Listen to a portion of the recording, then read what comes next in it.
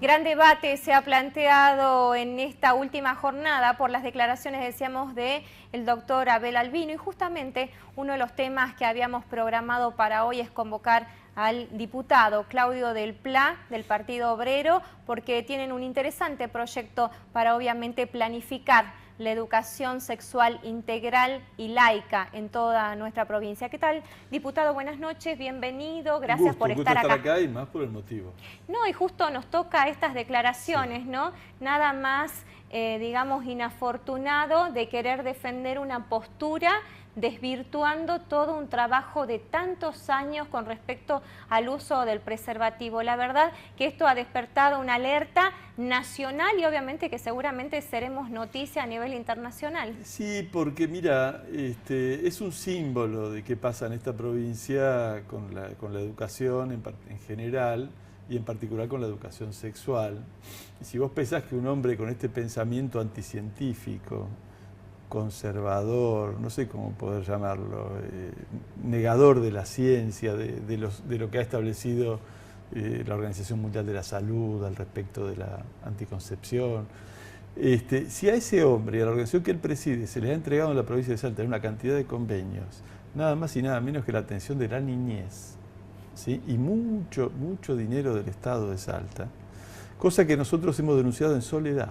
Gabriela Serrano en el Senado, nosotros en el... Es decir, que se le había dado a un hombre ultraconservador, contrario a los procedimientos democráticos, científicos, para atender semejante problemática. Bueno, que Urtubey había hecho este convenio, y bueno, nos decían, no, pero si es un hombre preocupado por los niños. Bueno, no importa la preocupación por los niños, vos tenés que tener una calificación profesional, un enfoque del problema. ¿Usted considera que Abel Albino no la tiene, teniendo en cuenta, yo le hablo de lo que conozco, ¿no? Sí. Fundaciones que trabajan con gente bastante solidaria y que en sectores bastante vulnerables hacen un trabajo bastante serio. Seguramente los profesionales que están allí puede ser, pero si quien dirige estas fundaciones y todo este tipo de dispositivos tiene este pensamiento, no puede andar bien eso. No puede andar bien. Es como cuando en la provincia de Salta teníamos a Van Caulert diciendo que si enseñábamos educación sexual, las escuelas iban a ser un revolcadero.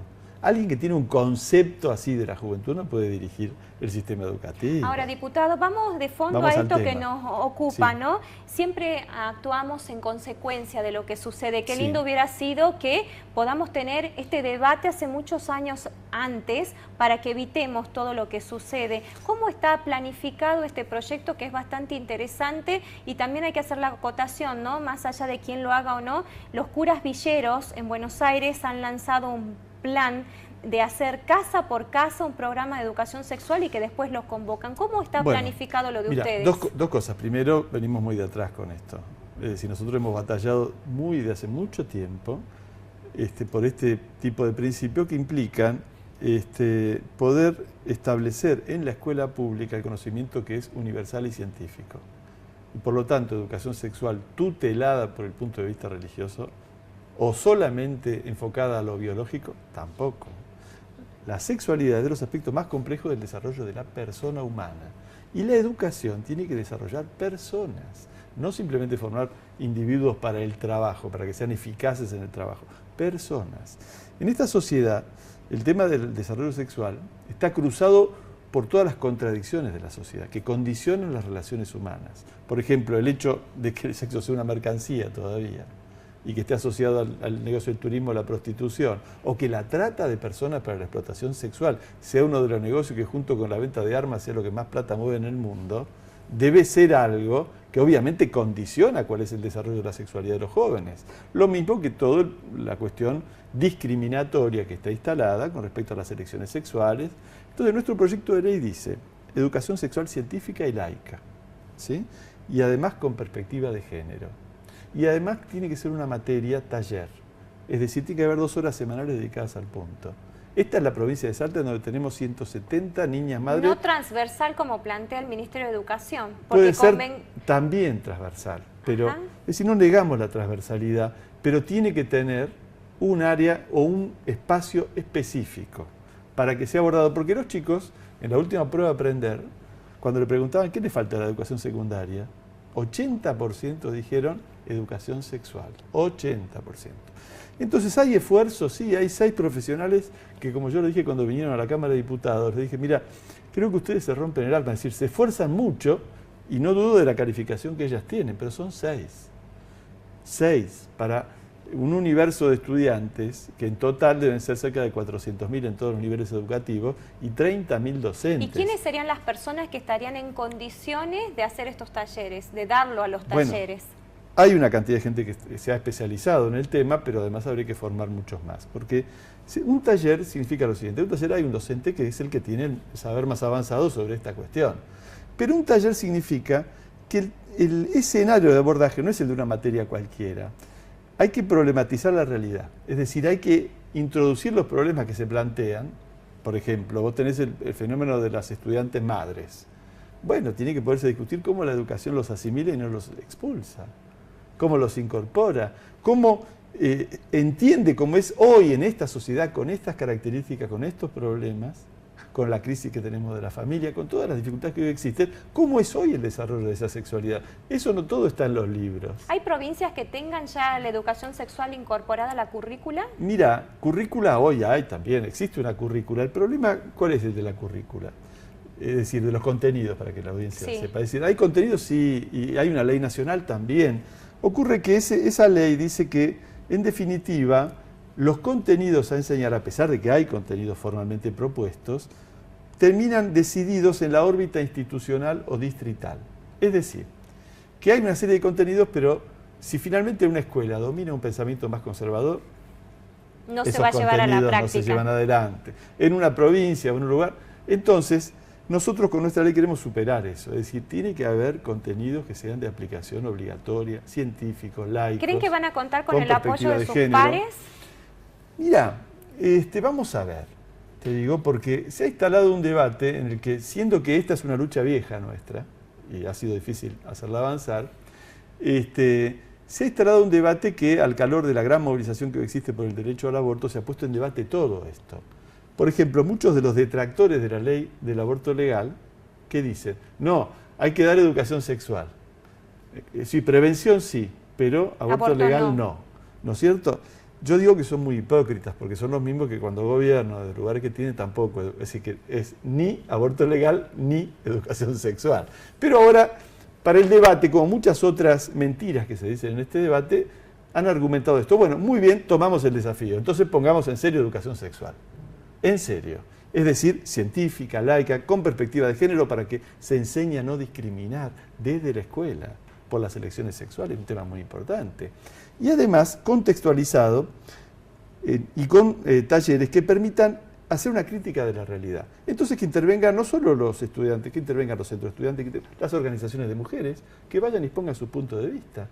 ¿Podríamos lanzarlo esto el próximo año? Bueno, sería extraordinario. Nosotros, el proyecto está llamando mucho la atención. El Ministerio va a tener que, el martes que viene a discutirlo a la Cámara, a fijar su posición sobre nuestro proyecto.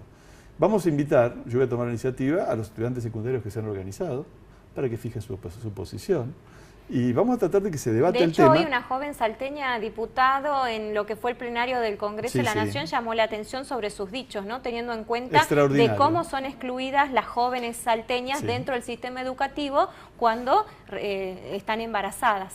Totalmente, y la conozco a la joven y ha hecho un discurso que ha llamado la atención al punto tal que tiene un enorme artículo en el diario más importante del país. Ahora, así que creo que va a ayudar a que se conozca la otra Salta, como cuando Pablo López habló en el Congreso, igual. Hablaba desde la Salta que normalmente no se discute. ¿Por qué no se discute una Salta que siempre tratamos de ocultar? Bueno, porque le conviene a los que tienen el poder.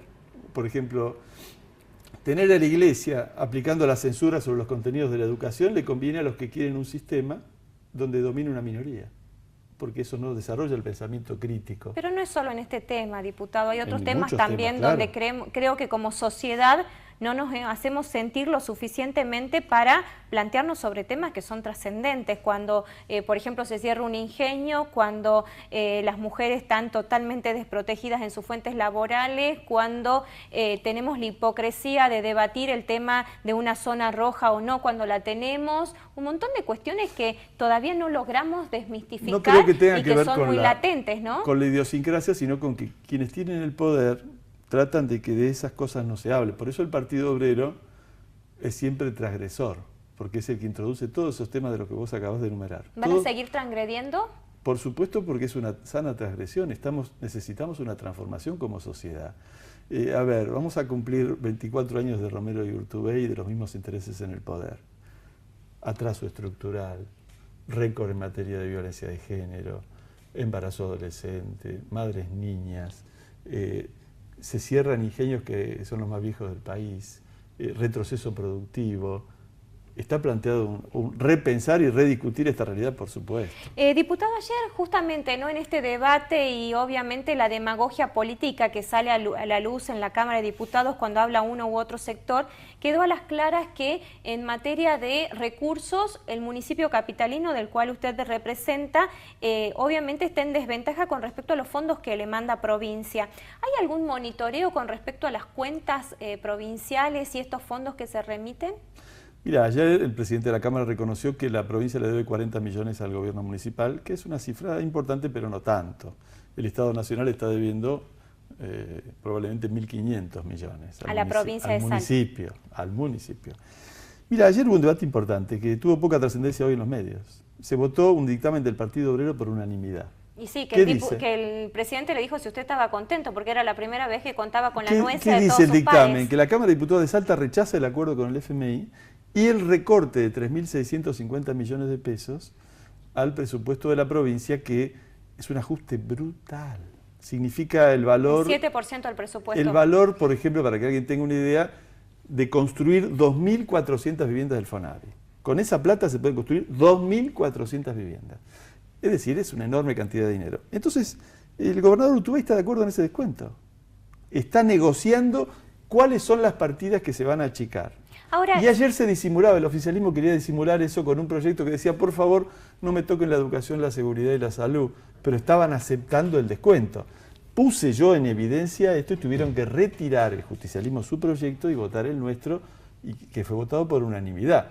¿Será una votación honesta o es la votación de los que más adelante van a hacer ellos mismos un presupuesto de ajuste para Salta? Advierto de esta situación. Diputado, ¿qué incidencia tiene cuando se aprueban este tipo de proyectos donde una Cámara tan importante como la de Salta se opone unánimemente a una medida nacional, más allá de que el gobernador la avale o no? ¿Qué incidencia puede tener? Porque si no nos quedamos solamente en el trámite legislativo y obviamente no tiene repercusión, que es lo que buscamos a través de los representantes. Bueno, ¿cuál es la incidencia? Mira, en sí mismo ninguna, porque es una declaración. Es decir, la declaración no cambia por sí misma una realidad, pero muestra un aspecto de la realidad. Todo el cuerpo legislativo, que tiene en su mayoría componentes defensores del gobierno nacional o defensores del gobierno de la provincia, ambos están sosteniendo este ajuste y no han podido defender ese ajuste, han tenido que votar un proyecto del Partido Obrero. ¿Por qué?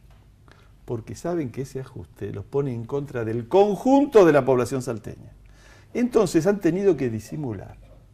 Esta es la situación. ¿Van a seguir disimulando o van a cambiar de posición y van a enfrentar realmente este ajuste? Ahora, vamos a ver. Planteando la política nacional, ¿Romina del Pla podría ser candidata a presidente por el PO?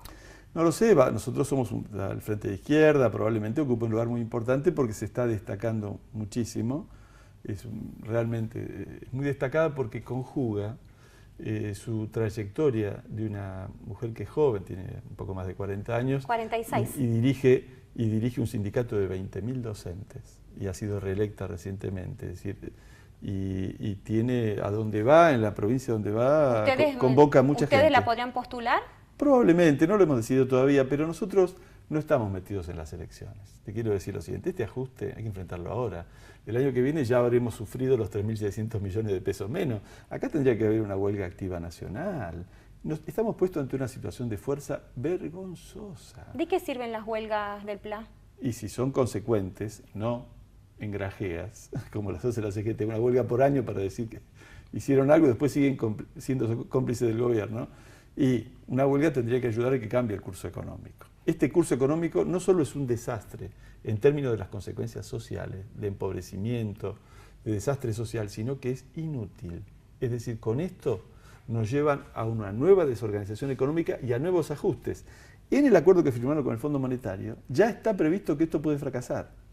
De hecho, ya lo estamos incumpliendo. ¿Me entendés? Entonces los niveles inflacionarios, etcétera, etcétera. Entonces, esto no es una salida. No nos vengan a decir que es un sacrificio para encontrar una salida, porque es lo que nos contaron desde el día 1 que asumió Macri, y los sacrificios ya son demasiados, y lejos de encontrar una salida, es una enorme desorganización social y económica. Del Pla, hoy es el cumpleaños del presidente de la Cámara de Diputados. ¿Qué le regalaría? No creo que le falte nada a este Godoy. No, yo le vendo la prensa obrera y libros, para que conozca cómo piensa el Partido Obrero. Siempre es útil eso. Yo le vendo a mis adversarios políticos, le vendo la opinión escrita del Partido Obrero. Muchísimas gracias por su tiempo. Hasta luego. Hacemos nuestra última pausa y ya volvemos.